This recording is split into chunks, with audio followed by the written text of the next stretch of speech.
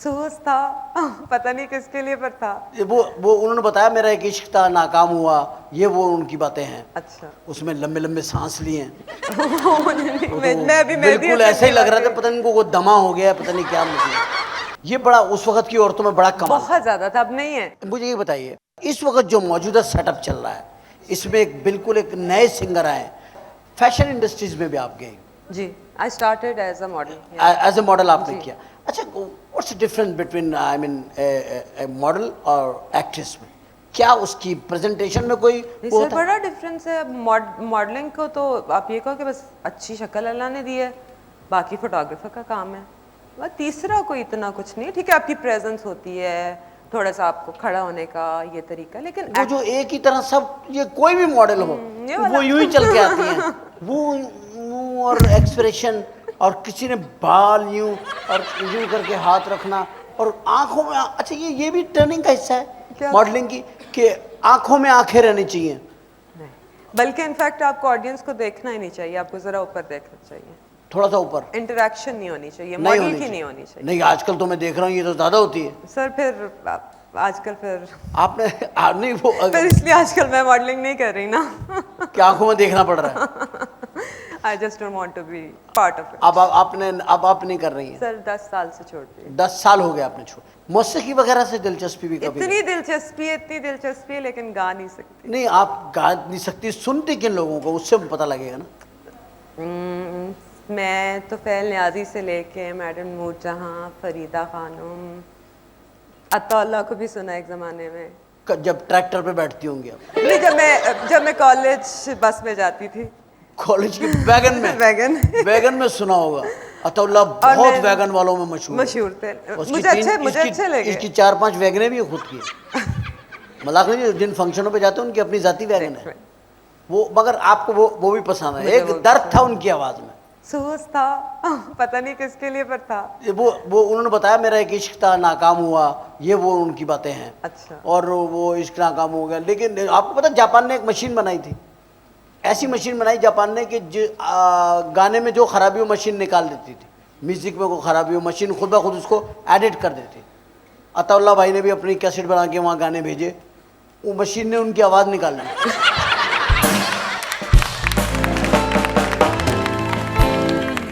और मुझे लता जी, लता क्या बात है। लता का कौन सा बात पसंद है जो ज्यादा सुनती हैं आप? अगर तुम ना होते वो मुझे बड़ा रोमांटिक लगता है। अगर हमें और तुम जीने की चाहत ना होती। अगर तुम ना होते। अगर तुम ना होते। ये औरतें बहुत बातें करती हैं, अगर तुम नहीं होते ना तो तो आज मैं बड़ी खुश होती। मेरी जिंदगी में तुमसे बेहतर आदमी होता अगर तुम नहीं होते। अच्छा चले, एक गाना ये हो गया, मेहदी हसन, मैं आप सुना है कभी? में जी बिल्कुल सुना है। सुन के उनकी मुझे वो बहुत पसंद है, तेरे भीगे बदन की खुशबू। बहुत लहरें भी हुई मस्तानी से। मस्तानी। क्या शबनम भाभी ने क्या उस वक्त उसमें लंबे लंबे सांस लिए हैं।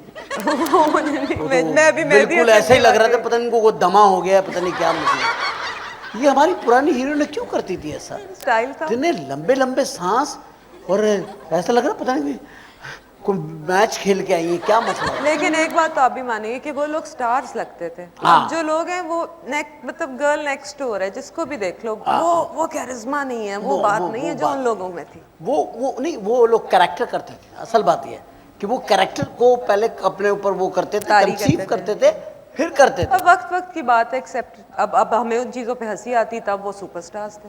बिल्कुल सही है। अब वो जो पुरानी हीरोइन है बेचारियां, वो एक खड़ी होके जहां खड़ी है वहीं गाना खत्म कर देती। इतनी सी नहीं हिलती थी, जहां पे खड़े करके गए, जहां लाइट कराई डायरेक्टर ने वहां से नहीं हिली वो। लेकिन जो लाइट वो लेती थी ना उस जमाने में, मैं मतलब कुछ डायरेक्शन करते हुए पुराने गानों को मैंने रीशूट किया हुआ है, मानने वाली बात है कि सेंस तो था, सेंस बहुत थी लाइट लेने का।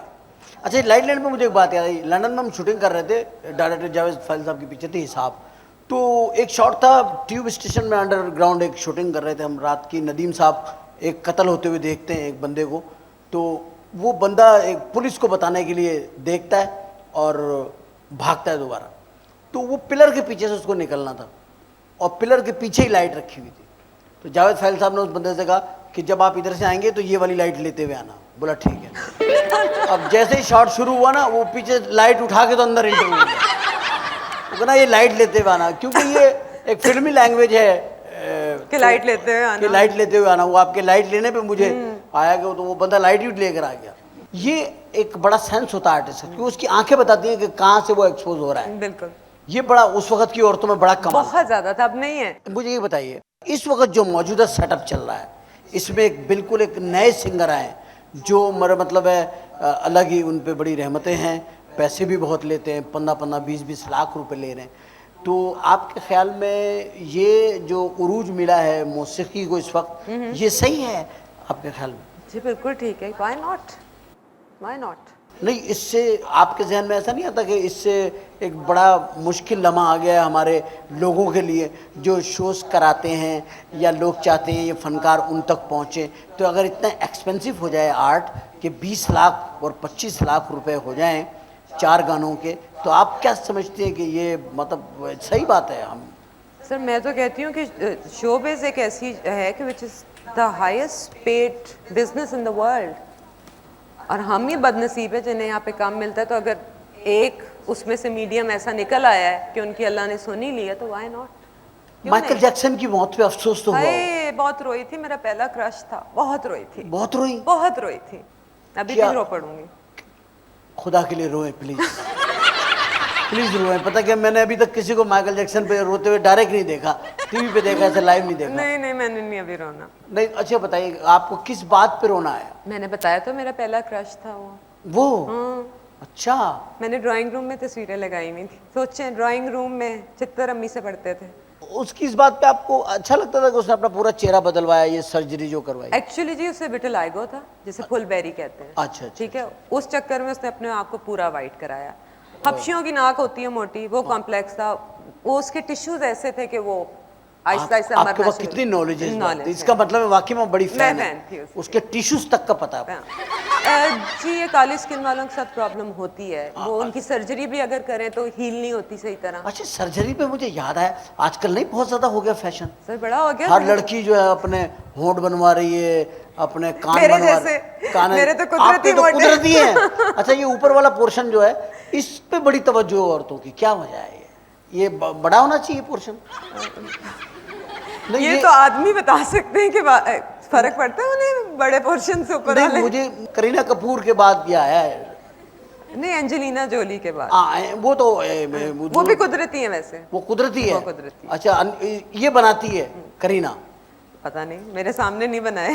हमारी तो, मैं तो बड़ा एहतराम आप करता हूँ। बताएं मुझे। नहीं, मैं तो करीना का एहतराम करता हूँ, हमारी तो भाभी हैं वो, हमारे मुसलमान भाई से शादी खान कर साहब की मैं, सैफ अली खान साहब से। अच्छा, तो ये सर्जरी को आप क्या समझते हैं? ये जो इंजेक्शन लगवा के चेहरे में और उसको अपना सब कर रही, इन चीज़ों को आप करेंगे कभी? इसी एज में करूंगी, मैं जरूर कर लूंगी। हाँ, जरूर करवाएंगे, जब जरूरत पड़ेगी, लगेगा करवा लूंगी। कितने साल बाद आपको जरूरत पड़ सकती है? अभी एक आध ही रह गया। अच्छा, इससे पहले कि खुदा ना खास्ता आपको ज़रूरत पड़े, हमें ज़रूरत पड़ गई है एक छोटे से ब्रेक की। हम ये ज़रूरतन ब्रेक करते हैं, आपको पता है हमारे मुआशी प्रॉब्लम है और उनको हमें फेस करना होता है इन चीज़ों के लिए, तो हमें एक ब्रेक छोटी सी लेते हैं, ब्रेक लेके वापस आते हैं, फिर आपसे मिलते हैं दोबारा। एक बात हमारे साथ मौजूद है। Thank you very much.